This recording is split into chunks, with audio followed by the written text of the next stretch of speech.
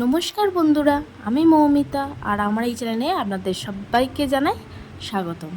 আজকে আমি একটি রেসিপি নিয়ে এসেছি, সেটি হলো ভাপা ডিমের কারি। তার জন্য আমার এখানে 4টি ডিম লাগছে। সেই 4টে ডিমকে আমি ফাটিয়ে নিচ্ছি একটি বাটিতে। তার মধ্যে দিয়ে দিলাম পেঁয়াজ কুচি, এবারে দিয়ে দেবো ওর মধ্যে কিছুটা লঙ্কা কুচি। আপনারা আপনাদের ঝাল অনুযায়ী লঙ্কা দেবেন। তারপরে আমি এর মধ্যে কিছুটা দিয়ে দিলাম টমেটো কুচি। এবারে দিয়ে দেব সামান্য নুন আর পরিমাণ মতন হলুদ। এই সবগুলো উপকরণকে একসাথে ভালো করে ফেটিয়ে নিতে হবে।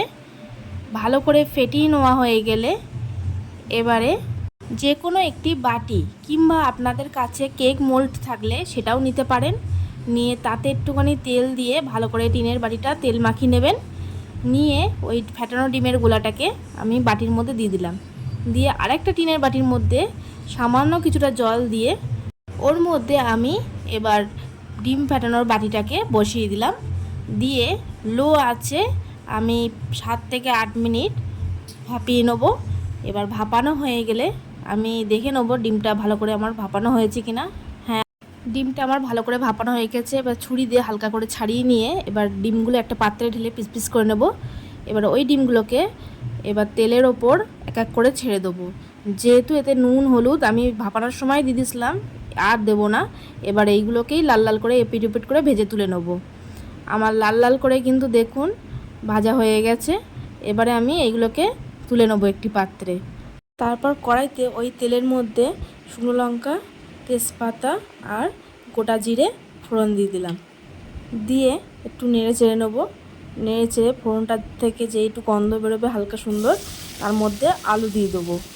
আলুগুলোকে একটু নাড়াচাড়া করে নিতে হবে। নাড়াচাড়া করে নেওয়ার পর মধ্যে অল্প একটু নুন আর একটু হলুদ দিয়ে আর একটু ভালো করে ভেজে নিতে হবে।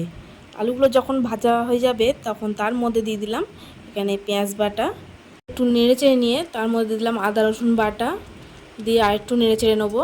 নেওয়ার পরে সে দিয়ে দিলাম জিরে আর কাঁচা লঙ্কা বাটা, দিয়ে ভালো করে আর একটু নেড়ে চেড়ে নেবো।